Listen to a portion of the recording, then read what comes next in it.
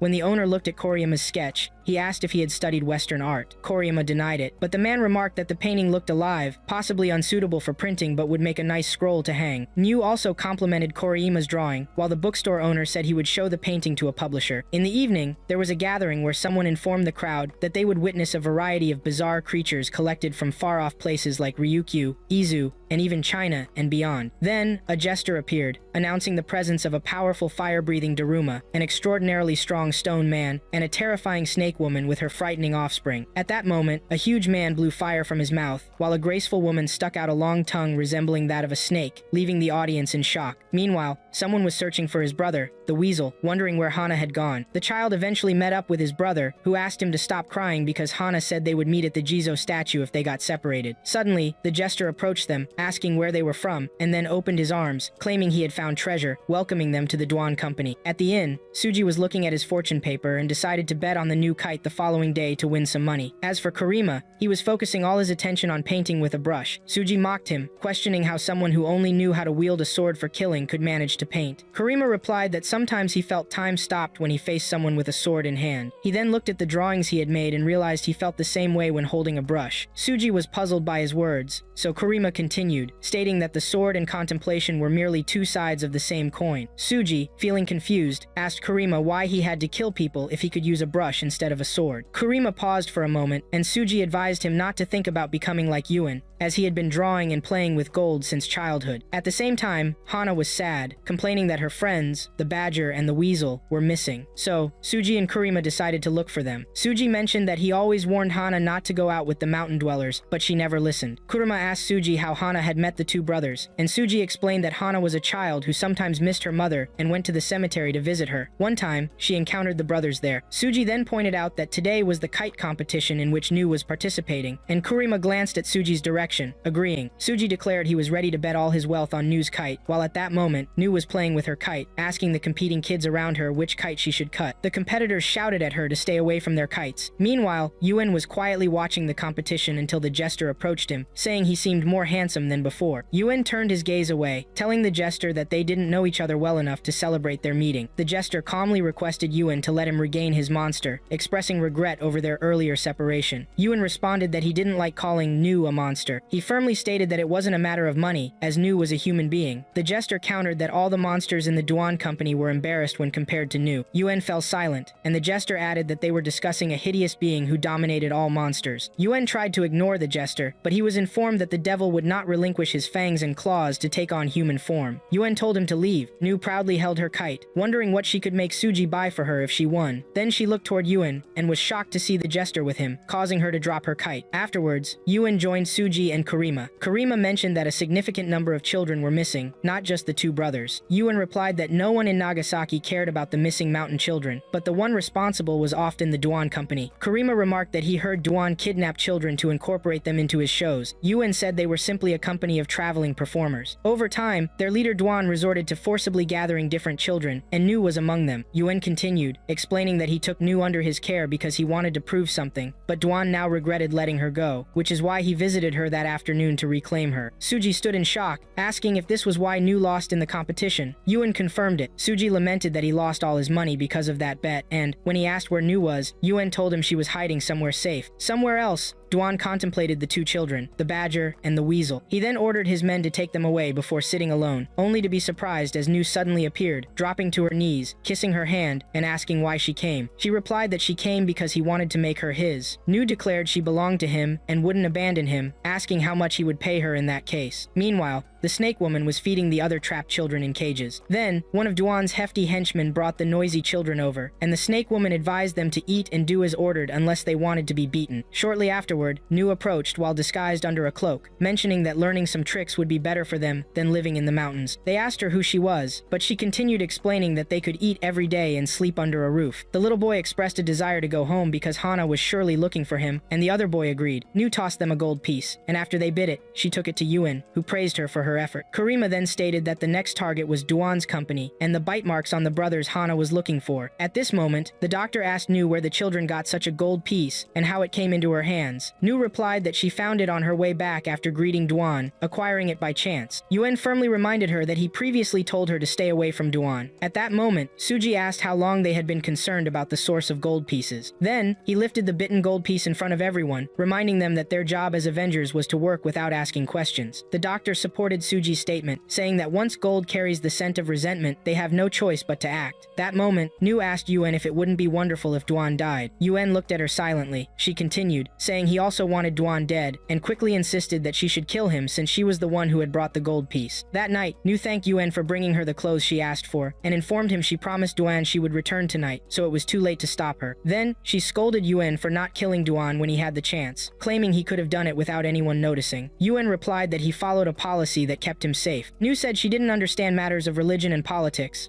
All she knew was that she couldn't kill without the gold piece, and now that they had one, it was no problem. After that, Nu left along with Suji and Karima. Suji wondered if they would find Duan sleeping. Karima expressed doubts that Duan would fully trust Nu, considering what she had shared about him. Suddenly, Duan's men appeared before them, and Suji suggested they make a scene since they were bait. But before Suji could finish his sentence, he was shocked as the huge man breathed fire at them, and the knife thrower started aiming his knives at them. Suji ducked, asking Karima to handle the fire breather. Meanwhile, another giant was grappling with the doctor, while Suji tried to distract the knife thrower. Karima charged at the knife thrower with his sword, striking him after injuring the fire breather. Suji somehow set both on fire. Meanwhile, the doctor took care of the other giant and stood watching the flames engulf the place as the snake woman screamed at someone to throw her the keys or the children would burn. Yuen tossed her the keys and she opened the children's cages, instructing them to help the weak walk. Simultaneously, Nu was with Duan, trying to provoke him into killing her, as that was the only way she could become his. However, he couldn't do it. Nu used her threads and killed him herself, all under Yuen's watchful gaze. In the morning, Hana happily welcomed back the two brothers, who were running joyfully behind a kite. Meanwhile, Nu enjoyed a cake Suji brought her, savoring every bite, and telling him it must have cost him a lot. Later, Nu confessed to Suji that she was responsible for planning it all from the beginning since he complained about going broke after losing his bet during the competition, and a single gold piece could save him. Suji was astonished by her words, but stayed quiet. At the same time, Yuen told the doctor that Nu had asked him if living in a town with a sea made him forget the days he spent living as a scoundrel. He replied that he accepted the role of an avenger to curb that desire. The doctor commented that humans always seek to justify their actions, except for Nu, who felt no need for that. Yuen said, despite it all, he still wanted Nu to live as a human being. Sugi and Karima met the owner of the library again, who praised Karima's drawing and told him that a publisher wanted an illustration for a hanging scroll. The man handed Karima a box and asked him to use it for the drawing. Karima expressed his gratitude for the opportunity, and the man commented that his work was very striking, expressing curiosity about where it would lead him. He also advised Karima to take care of his hands because they were a gift from God. Meanwhile, Yoin was showcasing his work to someone, who asked if he was the one who introduced Karima, the talked-about artist, to the art dealer in Kariki. Yoin humbly replied that he didn't think he deserved that honor, as it was just a coincidence. The man mentioned he had heard that the artist had a style from another world. The scene shifted, and Nyo entered to meet Yoin, who was contemplating a gold piece. He hid it inside his clothing as soon as Nyo walked in, and asked why he looked so serious. Yoin replied that he was heading to the pleasure district. Meanwhile, Sugi and Kurima were on their way back, and Sugi joked about how he thought the library owner would kick Kurima out and put him back in his place, but instead praised him. Kurima asked if Sugi wasn't happy for him, and Sugi replied no, questioning why he should be happy. Kurima explained that this way, he could earn a living and wouldn't need to bother Sugi anymore. Suddenly, they both noticed they were surrounded by a few men. Kurima rushed at one of them to defend himself, blocking the enemy's strike with his sword but not killing him. Sugi was surprised by Kurima's reaction, saying he had received only a little praise for his drawing, which shouldn't have made him so soft. Sugi then grabbed two of the attackers, one named Han and the other Yasu, nicknamed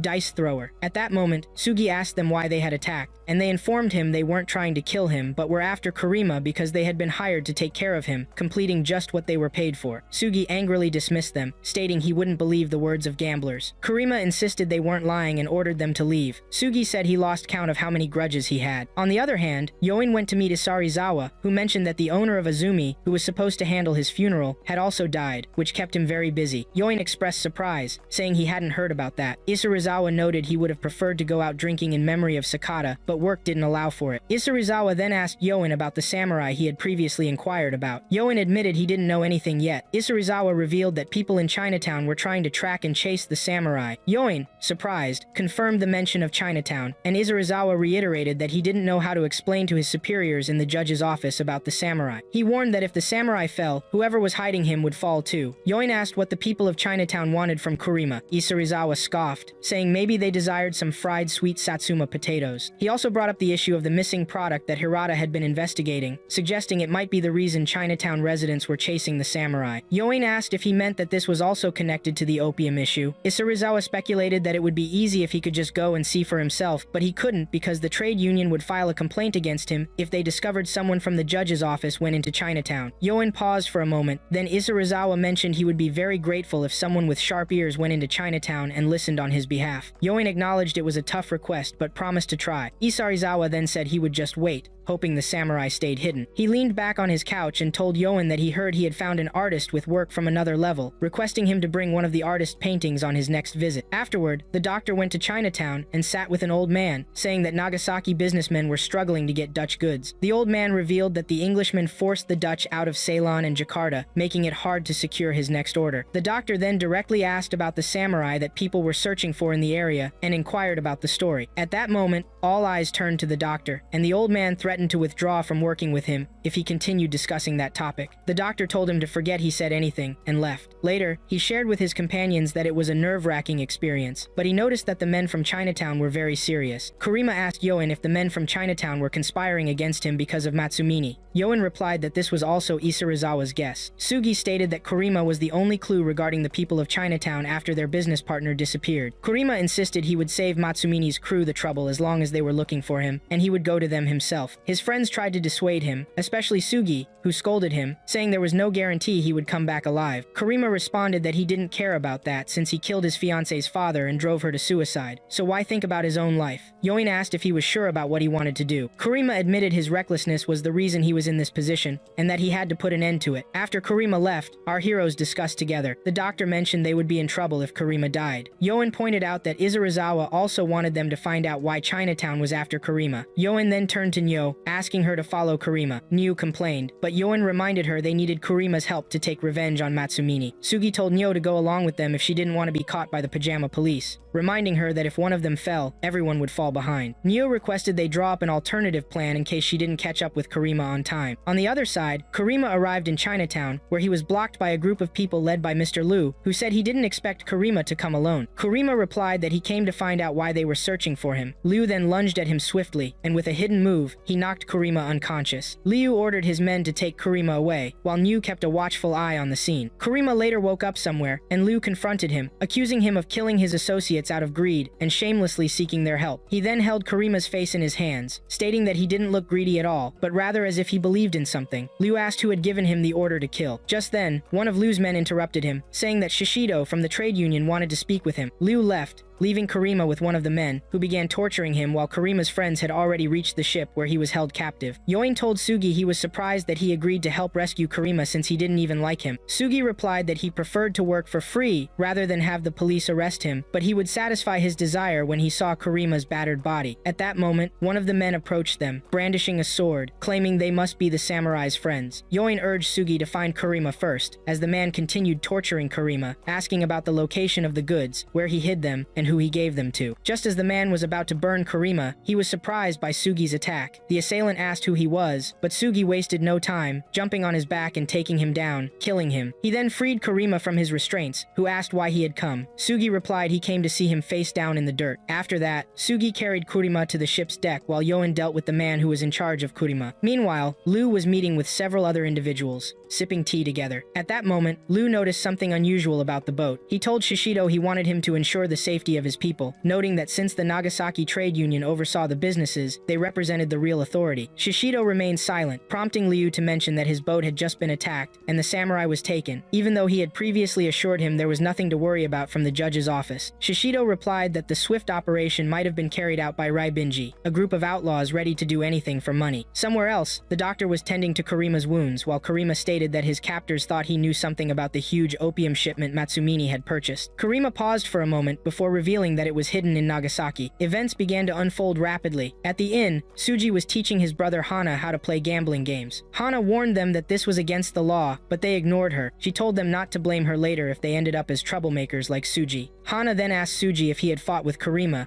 as she hadn't seen him come downstairs recently. Suji asked her to leave him be. Soon after, a group of monks arrived at the nuns' convent. One monk named Seiko questioned what they were doing there so late at night. His companion replied that it might be part of their training. One of the nuns then asked the monks to pray. They were then introduced to a group of male prostitutes. The nun told the monks that the people in front of them were not women, but they would guide them to enlightenment through the acts of the god of blessings. Seiko glanced at his companion and guessed it was his first experience. He fell silent for a moment. The monk told him he had to choose first, and Seiko picked someone named Ichinogo from the group of prostitutes. The door closed behind them, leaving Seiko and Ichinogo together for the night. Seiko hesitantly expressed that he didn't want to sin. Ichinogo replied that he might be a prostitute, but he still had dignity. Seiko questioned why he tainted himself with opium then, but Ichinogo didn't respond. He leaned over Seiko and whispered that the nuns were listening to them, and if Seiko refused to spend time with him, he would end up like Ichinogo. Meanwhile, one of the nuns confirmed that Ichinogo and Seiko appeared to be enjoying each other's company. She returned to the other nuns and shared this news. One nun remarked that it was always hard to see a fallen monk like Seiko, while the leader of the nuns said they were simply guiding the lost to enlightenment. The next morning, the monks left the temple, and Ichinogo sat smoking opium. A nun entered and asked if he had a problem with his medicine. Ichinogo denied it. The nun approached him and said that even after men applied powder and lipstick, they still struggled with lying. She then asked Ichinogo about what Seiko said, confirming she heard he had entered the temple after losing his family to an epidemic. Ichinogo replied that Seiko was very nice and said nothing. Meanwhile, Leo was busy with his work when one of his men entered and informed him that the Hoyenji temple was their next destination. At the same time, Seiko was praying at the nuns' convent when Ichinogo came in to apologize, saying he didn't know what to do. Ichinogo then bit down on the gold coin, trying to show signs of revenge. Later, Seiko returned to the temple, feeling sad. One of the monks approached him, asking him to read a sutra for a 3-year-old child. Seiko replied that he was no longer a monk. In Yuan's headquarters, after obtaining Ichinogo's gold coin, the doctor mentioned he suspected the old temple had been restored by a group of the devout. Yuan replied that the temple was a refuge for people who could not publicly visit the pleasure districts, and it was organized by well-known monks and samurai from prominent families. Suji added that if customers were beautiful enough, they ended up in the temple as prostitutes after becoming addicted to opium. Karima expressed surprise, noting that initially, it was Sakata and Azumi involved in opium, and now even nuns. The doctor explained that Azumi and Sakata had previously controlled the flow of opium. Karima remarked that now that they were gone, no one was managing things anymore. Yuan replied it was possible someone found a large amount of opium that flooded the market. Karima wondered if the Chinese district stumbled upon Matsumine's stash. The doctor said they couldn't verify that yet, and all they could do now was seek revenge. At that moment, Karima hurried away. Yuan instructed Suji to keep an eye on Karima, noticing he always seemed to escape whenever opium was mentioned. Back at the inn, Karima was trying to care for his sword when Suji suggested he take it to a craftsman. Karima replied he couldn't trust anyone with his sword at a time when he couldn't even trust himself. Then the scene shifted as Neo prepared her threads in the temple to kill the nuns. One nun ordered her to stop, reminding her that killing in the temple was a sin deserving of hell. But Neo tightened her threads, saying that even if hell existed, they were already in it. Inside, the remaining nuns grabbed swords to defend themselves against a group of Rebinje. Suddenly, Yuan appeared, began placing golden masks on them, and eliminated them. At the same time, the leader of the nuns emerged from the convent, removing her headdress and vowing to someday take the Rebinje captive. As the doctor tried to attack the leader, she quickly fled. Karima commented that she was overly cautious for a nun. Karima decided he would chase her. At that moment, the doctor shot an arrow with a rope for Karima to climb and reach the nun. He blocked her path, declaring he had come for revenge. She replied that her life was worth more than a single gold coin and offered to buy her life back from him. He asked if she would use opium to do so, to which she responded that she was ready to do anything he wanted. He requested that she tell him everything, but she shocked him and then injected him with opium in his neck before fleeing quickly. Suddenly, Leo appeared before him, and Karima drew his sword. The two engaged in a fierce struggle, with Karima attempting to slice Leo in half. However, Leo was agile and deft, even knocking the sword from Karima's hands and trying to prevent him from following the nun. Nevertheless, the nun couldn't escape because Suji had killed her with a lucky paper. At that moment, Leo declared he had 2 targets now, but was surprised by an arrow flying toward him, with the doctor reminding him they were 3. Leo jumped away quickly, moving so fast that Suji suspected he might not be human. Meanwhile, the judge Isarizawa summoned in his office, bowed before the judge and asked how he could serve him. Isarizawa guessed it was very important considering the presence of Shishido, the general supervisor of the trading union. Just then, Shishido asked the judge about the gold coin. The judge replied it was merely a myth passed around among people, questioning who would believe that finding a gold coin could lead to a rival's demise overnight. Isarizawa noted that this rumor began with a suspicious person who was paid to kill someone and then took it too far. Shishido agreed that they couldn't ignore the rumor, especially if it was connected to Sakata's death. Then Shishido pulled out socks that belonged to Sakata, saying they were a gift from the Union. The judge noticed bloodstains on the socks and ordered Isarizawa to investigate Sakata's death. Subsequently, Isarizawa left the judge's office with Shishido, who implored him to bring Sakata's killers to justice. Isarizawa replied he would try, but wasn't sure if he'd have time to investigate the curse of the gold coin or not.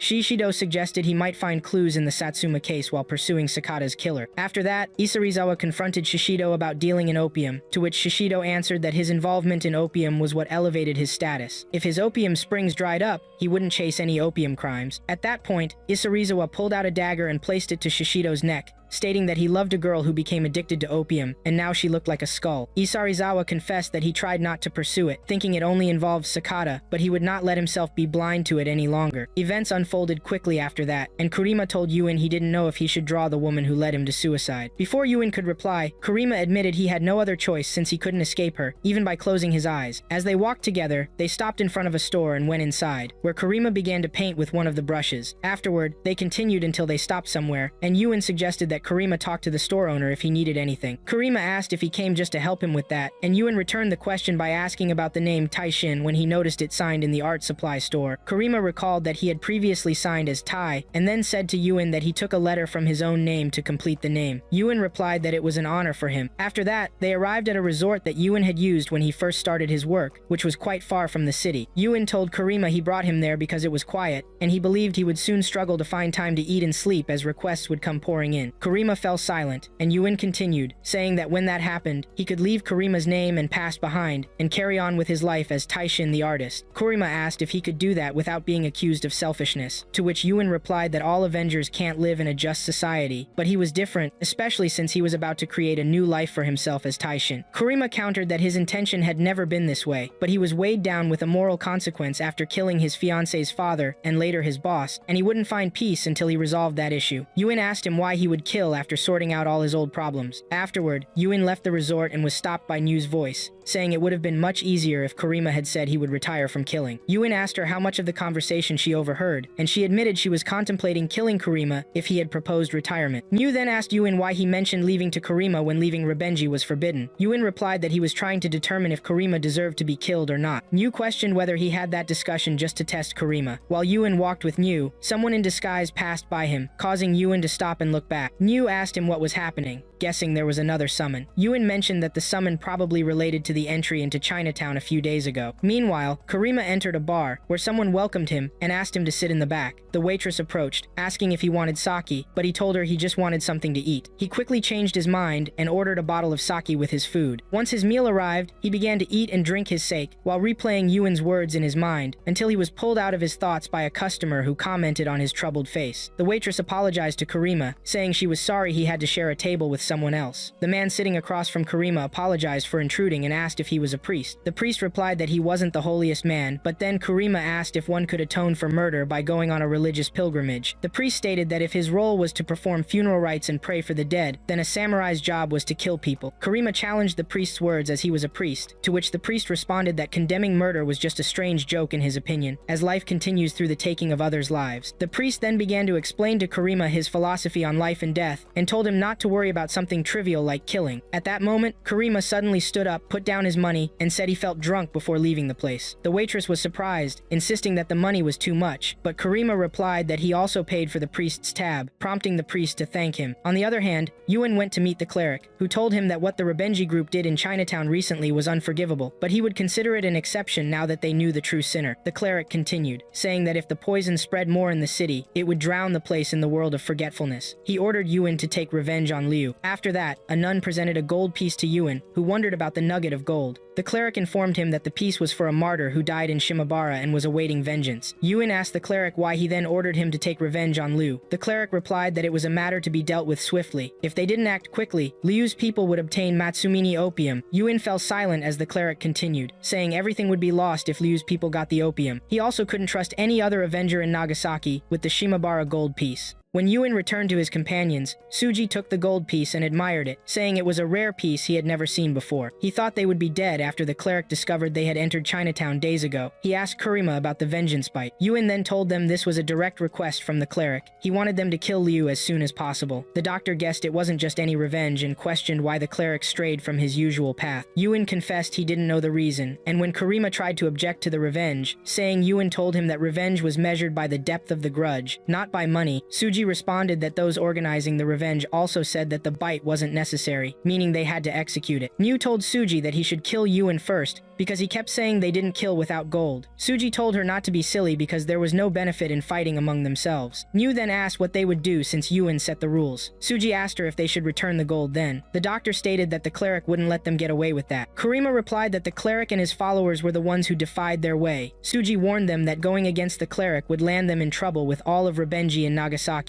Yuen suggested they at least need to know the cleric's true motive. He guessed that throwing away this gold was merely a test from the cleric to see how loyal they were. At that point, Suji asked Miu to go back to Chinatown and find Liu's rivals willing to bite the gold piece. Meanwhile, Yuen made the same request of Miu, while Kurima remarked correctly that Liu was bringing the opium, but they still did not understand the cleric's goal in killing him. In Shishido's mansion, the same priest Kurima recognized appeared, and Shishido thanked him for coming all that way to Nagasaki. The priest replied he was a man of faith who goes where he is called. He then mentioned he heard a group was ready to rise against the judge if they received the right price. Shishido noted this group had started to tire him recently. The priest said that must be why he was called. Shishido asked if that would cause him any issues. The priest informed him he was ready for it, as long as he left a mark of his vengeance. Shishido thanked him for his kindness, and began to bite the gold pieces, placing them in front of the priest, who remarked that they seemed to reflect a very deep grudge. On the other side, Miu reached Chinatown, but Liu soon captured her, and she couldn't escape. Liu questioned her about her sneaking into his area and her problem with him, but before Liu could harm Miu, Kurima's voice intervened, asking him what he intended to do next. He then asked about the opium belonging to the financial manager in Satsuma. Just then,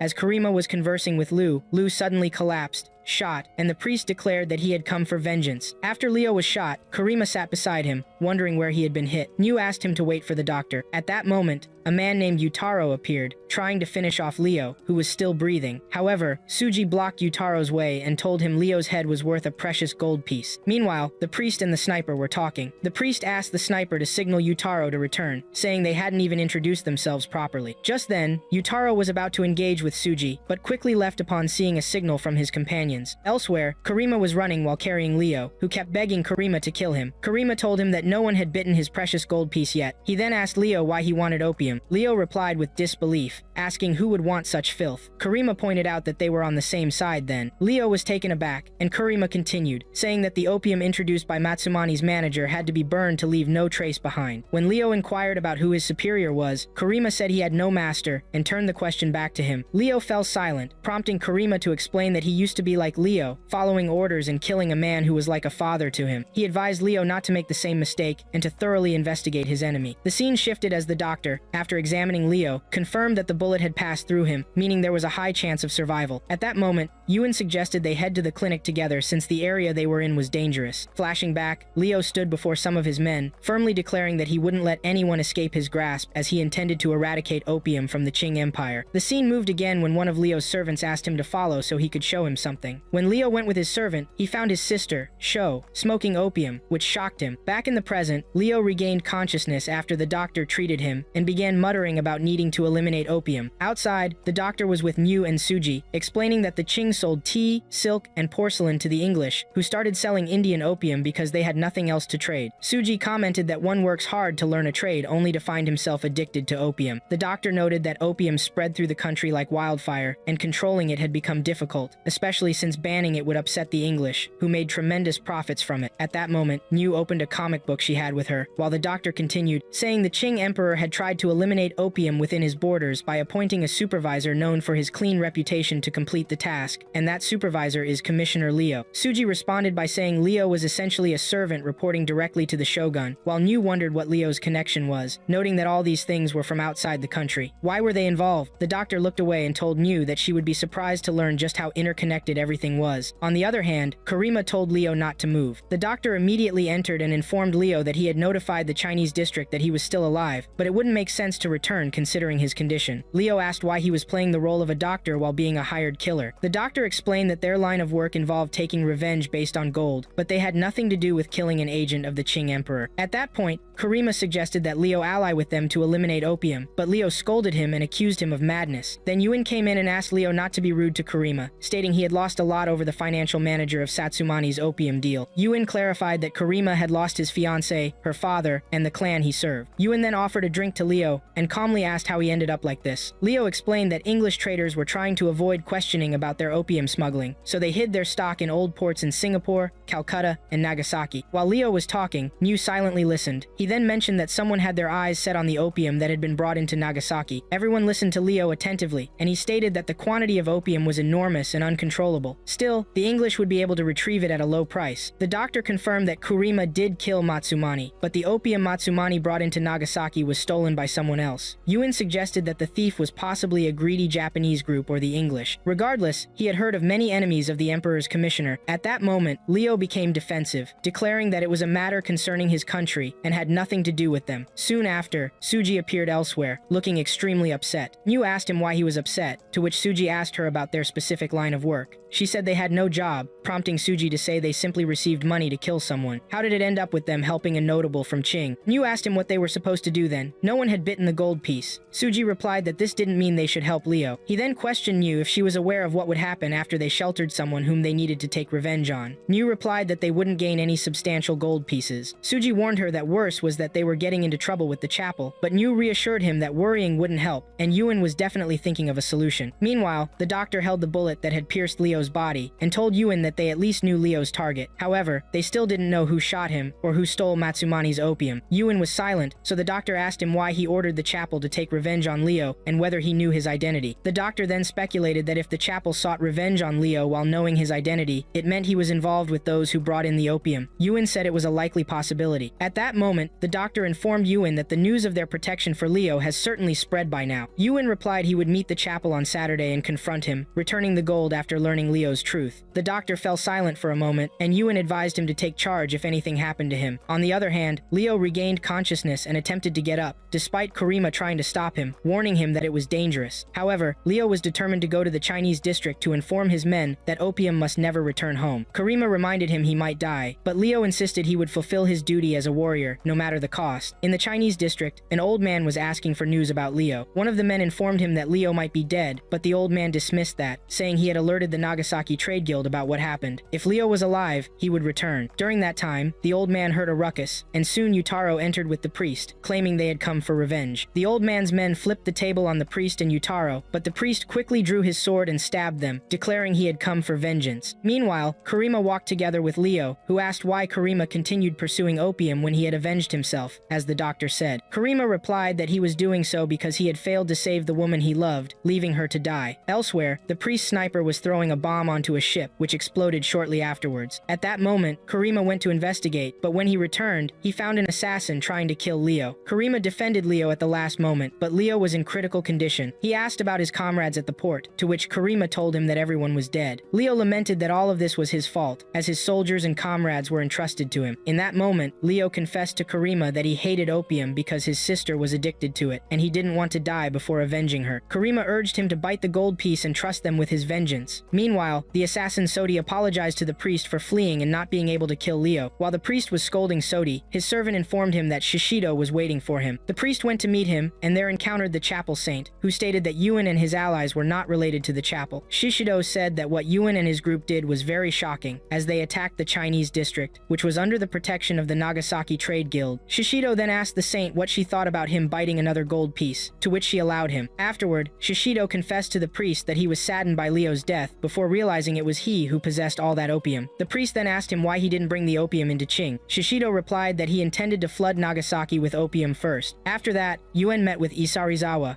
who said that the judge wouldn't stop shouting, demanding their heads, because they had caused a ruckus in Chinatown in broad daylight. Yuen insisted they weren't to blame. It was all due to Shishido misleading them with false information. Nevertheless, Isarizawa insisted that the trade union was adamant that Rebenji caused the disturbance and killed Liu, the envoy of the Qing emperor. Yuen defended his stance, stating that the union knew who was truly responsible for everything that was happening. Isarizawa fell silent for a moment, prompting Yuen to remind him that Liu had been sent to Nagasaki to eliminate the opium that posed a threat to the union's operations. Isarizawa then mentioned that there was a rebel in the union, Shishido, the general supervisor of the union. Yuen's eyes widened in shock. Isarizawa revealed that the despicable Shishido claimed he would bite the gold to take revenge on the people in Chinatown. When Yuen showed no reaction, Isarizawa continued, saying Shishido was solidifying his relationship with the foreign priest while severing ties with the rest of the Avengers. He then announced to Yuen that he was willing to support him in this matter if he wished. Yuen replied that one day Shishido would take control as the general supervisor of the trade union, so why was he doing all this? Isarizawa shrugged, admitting he initially thought Shishido was just toying with him since he was a wealthy scoundrel. However, he was surprised to discover that Shishido had incited Sakata against him, and now his next goal was to turn Nagasaki into a massive opium den. Yuen wondered what Shishido's objective was. Isarizawa said he didn't know, so Yuen concluded they needed to investigate the matter. Meanwhile, at the inn, Hana entered Suji's room, only to find it in disarray. At that same moment, Suji and Kurima were fleeing to the roof because they had just been attacked. Suji suggested to Kurima that they find a place to hide, and that he would also disappear for a while so as not to involve Hana and her family. On the other side, Shishido gathered several Maki artists and presented them with an artwork by a famous artist named Tenzan, asking all the Maki artists, including Yuen, to help him paint that piece and finish what the artist had left incomplete as a tribute to his memory. Shishido then offered Yuen the chance to take the lead, confident he would embellish the piece beautifully. However, Yuen shocked Shishido by refusing his request. When Shishido asked why, Yuen explained that he didn't think the piece turned out as Tenzan intended. He raised his head and stated that as a fellow artist, his goal was to express himself and that he would never put that piece on public display. Shishido conceded that Yuen was right. Many works had been labeled failures by their creators only to be re-evaluated later as beautiful art. Yuen then asked if Shishido believed that applied to this piece. Shishido said he believed Tenzan was born to create this work. At that moment, one artist interrupted Shishido, asking if the painting hanging on the wall belonged to the artist who had recently become the talk of the town. Shishido confirmed, saying that acquiring it had been incredibly difficult. The artist commented that the image looked as if it were alive. At that time, Shishido glanced at Yuen and said spitefully that whoever gave the paintbrush to that artist was undoubtedly a cruel person. When Yuen asked what he meant, Shishido explained that he believed the girl depicted in the painting was no longer among the living, judging by the desperation and self-reproach emanating from her features. He continued, saying it was as if the painting was drawn from the artist's own flesh. Yuen countered that people deal with their sadness in different ways, betting that this method was the artist Taishin's way of expressing his art. Shishido expressed his desire to see more from that artist, wishing he could reproduce a clear image of a lost person. After that, Shishido wondered what would happen to that artist. Yuen replied that as long as the artist could confront his sorrow without turning his back on it, he would surely find redemption over time. Shishido dismissed this as boring, believing the artist didn't need redemption, confident that limited suffering would create much more beautiful art, and that the artist's work thrived because of that suffering. In the clinic, the doctor was preparing food while Miu and Suji played Sudoku. At that moment, Suji exclaimed loudly that he was amazed by the doctor's ability to prepare a meal from just one daikon radish. He asked him to garnish it with a sea bream. The doctor then asked Suji and Miu if he had adopted them for a while. Suji switched the subject, saying he was being hunted and that these people might attack him at any moment. Miu added that Karima was also spending the day looking grumpy at Yuen's house. The doctor then asked them if they could help him a little. Suji replied that he wasn't cultured enough to know anything about Western medicine, and Miu admitted she was good at killing people but had no idea how to treat them. Miu then inquired about new acts of revenge, and Suji reminded her that they had fallen out with the priest. The doctor mentioned that Yuen was on his way to meet the priest, and given the situation, he might return with a piece of gold. At this, Suji was shocked that Yuen was going to the priest alone after everything that had happened. The doctor explained that Yuen was going to deliver the report and return the gold after killing Liu. Suji got mad at the doctor for letting Yuen go alone, knowing he might not come back alive. He then got up, stating he was heading to the gambling den to relieve his stress. Miu tried to stop him, reminding him that he was being pursued, but he ignored her and left. On the other hand, the priest told Yuen that he hadn't expected such a failed revenge against Liu from him. However, since the end result was appropriate, he would disregard what happened. Yuen responded, saying that Liu's goal wasn't to spread opium in Nagasaki Nagasaki but rather to eliminate it. He then asked the priest why he had ordered revenge against Liu when he had been an envoy from Qing to eradicate opium. The priest told Yuan that he was too wise to meddle in matters that didn't concern him. Yuan countered that he had met a man named Shishido, the general supervisor of the Nagasaki trade union, and he raised his head to face the priest, questioning why the piece of gold left by the Shimabara martyrs didn't carry bite marks and why Shishido bore no grudges or felt anger or hatred toward the matter. The priest replied that such thinking would only lead him to exclusion, taking him off the path of faith. Yuan closed his eyes and stated that Shishido would start turning Nagasaki into hell and spreading opium there. The priest replied that it could be God's will. If the state had sunk into opium, it meant the state had sinned enough to deserve such punishment from God. At that moment, Yuan protested, stating that they still had a duty to avenge those who had been deceived, even if there was divine punishment for the sinner. He then pulled out a piece of gold with Liu's bite marks on it and told the priest it bore Liu's grudge against those who had deceived him and killed his comrades, and as an avenger, he couldn't ignore that bite. After that, Yuan left the priest behind. Yuan then returned to Kurima, informing him that Shishido was responsible for Liu's death and was preparing to distribute opium in Nagasaki. At that moment, Kurima expressed his gratitude to Yuan, stating that without him, he would have died without knowing the truth behind the crime committed. He promised to do his best as a samurai to eradicate the opium issue. Then Yuan grabbed a photo of his fiancée, Yui, saying she might smile at him after he completed this mission. Meanwhile, Suji arrived at the tavern and was told by one of the men that a girl had a real talent for throwing dice and they were enjoying her performance that night. The bet started, and Suji sat down to place his own bet. After several rounds of rolling the dice, Suji collected a lot of money. When he tried to leave, his companions told him he was winning and should stay. Suji yelled at them and left the tavern. However, on his way home, he nearly lost his mind wondering why the nun was playing dice. Suddenly, he heard the nun's voice in the darkness, telling him that he had been achieving successive successes. Suji tried to pull his gambling tools from his clothes, but to his shock, the nun had taken them from him. He started chasing her, but she lured him to a location and informed him that Kurima was supposed to be killed at Surumaru Castle, so why hadn't he been killed? Suji replied that he didn't know, but Yuan had wanted it that way. She ordered him to investigate the matter before every gambling den in the city closed its doors to him. After that, the nun disappeared, leaving Suji questioning what was happening. The next morning, Kurima was walking down the street while Sodi and the sniper were hiding. Sodi then asked the sniper if he wouldn't shoot Kurima. The sniper replied that Kurima was unarmed, but it seemed like a trap because his companions were definitely nearby. If they discovered them through a stray shot, they would eliminate both of them. On the other side, the priest was eating with the nun, asking her about what happened with Yuan and his friends. The nun questioned why he didn't just end the matter directly since he couldn't wait for the Avengers from Shichido to handle it. She suggested they send their men to Yuan and his allies, but the priest said they were a group of talented people, and losing them would be bitter. He continued, saying that once opium flooded Nagasaki, the English would be unable to resist the temptation, and the world would plunge into great chaos. Only then would Shimabara's dream finally come true. The nun replied that this way he could establish the kingdom of God in Kyushu, which he would rule. The priest said that his first wish was to revive his faith, but as for the ruler, they could choose whoever they wanted. At another location, Yuan met Isarizawa and told him that smuggling opium was a major crime, even if it was the general supervisor of the Nagasaki Trading Union doing the trafficking. Yuan continued, saying that if Shichido's plan was revealed, he wouldn't be able to escape execution. Isarizawa responded that Sakata had thought about bringing Shichido to justice in the past, but at that time, Shichido made a deal with Sakata that he was sure Sakata would accept. Isarizawa added that if the Imperial Palace could regain the opium lost in Qing, the English wouldn't care whether the financial director of Satsuma or the general supervisor of the trading union was making the deal. After that, Isarizawa's meeting concluded, and Yuan returned to meet his companions. He crossed paths with a doctor who told him that the thick fog wouldn't serve them well. Then Suji appeared and asked Yuan if they could talk for a bit. After that, Suji explained that they had gone to Satsuma earlier because Hirata, whom Kurima killed, had bitten the gold piece before his death. Yuan asked him why he suddenly remembered this incident. Suji replied that he wanted to verify some matters. Suji then told Yuan that he had asked Niu to ring the bell after Kurima killed Matsumine, so for whom was the bell rung? Yuan was silent, and Suji guessed it couldn't have been for Hirata since he had died a long time ago. Before Yuan could speak, Suji said that Kurima's fiancé had a bell as well, and asked if Yuan was the one who made it. Yuan replied that he made the bell at Hirata's request because he wanted to gift it to Yui, Kurima's fiancé. Suji countered that this contradicted what Kurima told him, because Kurima said Yui was ringing the bell when she committed suicide, which meant someone traveled all that way to Satsuma to deliver the bell to Yui. The doctor speculated that perhaps Hirata had sent it to her through a means of transport before he died. Yuan remembered when Hirata received the bell from him, and Hirata told him that Yui would admire that bell even though it looked a bit flashy for a country girl. Yuan had bowed to him, saying he heard how dangerous his mission was, and asked him to return home safely. Hirata then asked him if the Avengers would accept taking revenge for him. Yuen replied that their refusal to take revenge would just be a dark joke. Hirata said there was an assassin coming after him, most likely a fierce one, and then he firmly stated he didn't care. He wanted to etch his grudge against those responsible for bringing opium to Japan, but he wondered if a piece of the Kobang gold could carry his vengeance all the way to far-off Satsuma. Yuen then confirmed that the piece of Kobang would reach the deepest parts of the earth. Returning to the present, Yuen said he was the one who gave the bell to Yui and handed her a memento of her father himself. Suji asked about Yui's state after her father's murder, and Yuen remembered when Yui held the bell, saying that the Avengers would take revenge for her father. Yuen assured her that the Avengers now possessed gold engraved with Hirata's vengeance from his last moments. He comforted her, saying it wouldn't take long before Matsumin, the financial director of Satsuma, would be punished, so a bell might be rung in honor of her father. At that moment, Yui cried, saying that Matsumine could never leave Satsuma, so who killed her father? Yuen replied that the killer was named Kurima. Yui looked at the bell in shock and said it was impossible because Kurima was supposed to marry her. It was only then that Yuen understood that Hirata was killed by his daughter's fiancé, while Yui collapsed in tears, saying that Kurima told her he would abandon his name to inherit the Hirata family and that he was ready to sacrifice his life to protect her. She then questioned whether he had been laughing at her and her father all this time. Yuen reassured her, telling Yui that if Kurima served Matsumin, he would definitely be touched by the sword of vengeance. Yui then begged him to kill Kurima. She bit the gold piece and held it up in front of Yuen's eyes, asking him to chase Kurima to the ends of the earth and make him pay. Faced with Yui's continuous pleas for Yuen to kill Kurima, he took the gold piece from her, telling her to consider her revenge on Kurima done. At that moment, Yuen raised the gold piece in front of Suji and the doctor. Suji remarked that there was no doubt Yui harbored a deep hatred for Kurima. Yuen replied that when he learned the truth, he thought about returning the gold, but Yui was already dead. Suji said this meant he couldn't return the gold piece and, at the same time, felt pity for Kurima and couldn't kill him. Suji furiously declared that due to Kurima's foolish actions, they had invaded the Chinese quarter, stirred up trouble with the priest, and now could not stroll freely outside. Looking at the gold piece, Suji suggested that perhaps it was best to carry out that revenge. The doctor asked if he meant to do it after the Shichido matter was settled. Suji replied that timing wasn't an issue. They were Avengers with precious gold, so no one cared about time. The doctor asked Suji if he could kill Kurima, especially after seeing how much he regretted his actions. Suji said he wasn't the first to kill for something they didn't deserve, and perhaps among those he had killed before, there was someone who also regretted their actions. The scene then shifted, showing Suji following Kurima like a shadow. When Kurima asked him why, Suji replied that Yuen had asked him to keep an eye on him in case he acted foolishly. Kurima expressed surprise at this. Suji reminded him of the moment Liu was killed, mentioning that the bullet that hit him had made no sound at the time. He then warned Kurima not to come to him crying and wounded afterward. Kurima replied that if that happened, he would leave the matter in Suji's hands. Suji countered that he wouldn't be stirred up over it. Kurima then mentioned that Liu had also bitten the gold, and biting gold among Avengers was like an oath. Suddenly, as they were walking, Kurima turned and threw his whole body over Suji, saving him from a stray bullet from the priest's followers. On the other side, the sniper was curiously asking Sodi where Kurima's and Suji's followers were now, while Yuen was at that moment in Isarizawa's office, telling him that a suspicious ship was sailing at night and returning before dawn. Isarizawa pointed to a map and said that when the English first came to Nagasaki, they built that lighthouse off the coast. If the trading union violated their area, it would be a serious crime. Yuen then said he had sent someone to take a look at the place. At the port, Yotaru was sitting on one of the ships, saying that dealing with a generous client was great work. Suddenly, Yotaru fell in front of Niu and told her they go back and forth from this island a lot, so why did she look so surprised? Niu replied that she was new to these matters. Yotaru took her hands and commented that her hands seemed delicate for a sailor. In that moment, Niu wriggled her hands free from Yotaru's grip and jumped into the water. Someone asked Yotaru if they were going to chase her, but Yotaru said there was no need since her whole gang would return soon. Meanwhile, Shichido was photographing a woman with a camera, discussing with the priest how much he loved capturing people's emotions and how easy it had become with the advent of cameras. Shichido then told him that Yuen and his companions discovered the location of the island. Shichido expressed his wish that they had discovered it earlier, then requested the priest to eliminate everyone at once. Elsewhere, Kurima was apologizing to Yuen for getting them mixed up in the opium issue, saying Suji had every right to think about getting revenge on him. At that moment, Yuen noticed that Kurima had painted many pictures. He told him he called him to be an avenger because he thought he couldn't live without the sword after losing his status as a samurai, but he managed to carve a new path in life through painting. Moments later, Yuen and his allies set out on their revenge against the priest. At the port, one of the ship workers was curiously asking about the contents of the boxes loaded onto the ship and what was so urgent about transporting them to the island at this time. One of the man's companions remarked that there was something suspicious about it. As the crew discussed this, the doctor fired an arrow at the ship and commanded the crew to jump into the water if they wanted to save their lives. Everyone leaped into the water. Meanwhile, Nu and Yuen appeared in another location, with Nu starting to fish for men with her threads. She told Yuen there were too many money and asked if he wanted to return later. Yuen responded negatively, saying Kurima and the others were already busy, so they would have to use force a bit tonight to finish things. At the same time, Kurima, the doctor, and Suji were on Shishido Island, each doing their best to fend off the Shishido men who had drawn their swords against them. The doctor showcased his high skill level in parrying the enemy's swords and even killed several of them. Within moments, they had managed to get rid of all the Shishido men, but Suji noticed that another Shishido crew was hiding, prompting his curiosity about their location and how they were watching them. Kurima urged them to just move forward and reach the opium location. The doctor pointed out where the opium was, while Yuen was just then standing with Soti and the others at the top of the lighthouse. He expressed surprise that only 3 Avengers had shown up. The sniper remarked that as long as there were just 3 of them, the others must have gone to Shishido's house. At that moment, the priest spoke up, saying in a grim tone that they would die horrifically because they underestimated them. On the other side, Nu was being cornered by the Shishido men, but she skillfully used her threads to disarm and kill her attackers. Yuen also contributed by killing his opponents, by putting golden masks on them and disposing of them. Suddenly, a lion appeared and began feasting on the corpses. On the island, our heroes were moving cautiously. Suji confidently declared that he was sure their enemy was watching them from the top of the lighthouse. He asked about the plan, to which Kurima suggested they force their enemy to fire so they could pinpoint his location. Then, Suji and Kurima started running. An enemy sniper fired a shot, and at that moment, the doctor prepared to shoot an arrow at the lighthouse, but the enemy sniper surprised him with a shot. Kurima and Suji shouted for the doctor anxiously, while Yuen darted like an arrow from behind towards Kurima, beginning a duel with him. At the same time, the doctor fell to the ground, and Suji ran towards him. Meanwhile, Kurima continued to defend himself with his sword, but Yuen was incredibly fast, trying to provoke Kurima by saying he would create a gap in his head. During the duel, Yuen almost killed Kurima with a flying weapon, but Suji called out to Kurima, saving him at the last moment, while Yuen's weapon lodged itself in Suji's stomach. Simultaneously, the doctor shot his arrow at the sniper before he could kill Kurima as well, shocking Suji. The doctor then asked Suji to imagine their fate if he could only shoot in a straight line. He expressed that firearms were not practical. At that moment, Suji told Kurima that he would take care of the doctor and asked Kurima to continue with the mission. Kurima charged forward with his sword until he stopped in front of the priest, who was waiting for him, saying that today's youth were pointless. When Kurima saw the priest, he was astonished. The priest told him that it was their fate to meet again like this. On the other side, Yuen and Nu stood confused in front of the suddenly appearing lion. Nu claimed ownership of it and attempted to tame it, but it threw her to the ground. Yuen then sprinkled his magic around before luring the lion into the water, where he dealt with it. Afterwards, he urged Nu to move. Back with Kurima, the priest informed him that the goods they were looking for were in the upper caves, but he had to defeat him to reach them. The priest then stood up and challengingly asked Kurima if the power of his sword could match his own. Kurima raised his sword and charged quickly at the priest, but the priest parried his sword swiftly and asked where he learned that trick. Kurima replied that if he were facing Leo now, he would have cut his head off. The priest understood that Kurima learned that trick from Leo. The duel between them intensified, each parrying the other's weapon with agility. Eventually, the priest told Kurima that he had won this fight and hoped Kurima wasn't hiding more tricks from him. The priest then asked Kurima to deliver his final words. Kurima reminded the priest of his earlier statement that whether using a sword or a coin, the end result is the same, taking a life. The priest claimed he accepted money in exchange for killing, insisting that his line of work was the truest way of living. Kurima fired back that revenge is bought with the malice etched in gold, not with money. Kurima went on to say they came as avengers seeking retribution for Leo after he bit the gold. The priest scoffed, saying that a dog or a monkey could bite a coin too. Suddenly, Kurima regained his strength and pushed the priest back, insisting it was time for the priest to feel the suffering of the people he had destroyed. The priest then asked what the purpose of their deaths together was. He noticed Kurima's bleeding wound and stated he was just a stray dog looking for a place to die. Kurima responded that he was ready to die, but the priest stealthily fled, calling to Soti to complete the task and kill Kurima. Soti attempted to kill Kurima, but Kurima was faster and overcame him. Kurima then chased after the priest, who had reached the opium hideout. He quickly charged at the priest with his sword and eliminated him. Meanwhile, Yuen arrived at Shishido and asked him why he hadn't escaped. Shishido replied, just as Yuen had predicted, that Yuen's true talent was not in gold plating, but in making death and destruction shine. He looked up at the sky and told Yuen the sun would rise soon, and he wanted to capture this scene for future generations. Yuen told him he wouldn't be alive till dawn. Shishido countered that he could give him anything he wanted. Yuen asserted that all wrongdoers should ultimately receive their due judgment. Shishido claimed he could fill the world with the cries of the tormented using his opium stock, thereby punishing the guilty. However, Yuen retorted that justice's reach knows no bounds and doesn't need all that. Shishido pulled out his gun and tried to shoot Yuen, but Yuen was faster, quickly dodging the shot and pressing a golden mask onto Shishido Bushido's face before getting rid of him. The next morning, Suji returned to the inn, where Hana greeted him with reproach and tears, asking where he had been all this time and where Kurima was. Meanwhile, Yuen went to report to the shrine, stating that Leo's vengeance had been fulfilled. The shrine said peace would return to Nagasaki for a while, but they should not forget that the day of judgment was near. On the other hand, Isarizawa was enjoying time with the girls, flirting with them. Then the scene shifted to Yuen, Suji, and the doctor standing somewhere, at which point Yuen sadly recalled his memories with Kurima, saying that the samurai Kurima died a victim of a criminal conspiracy at that place. He then tossed the gold piece marked with Yui's bite, and the three remained looking at its trace.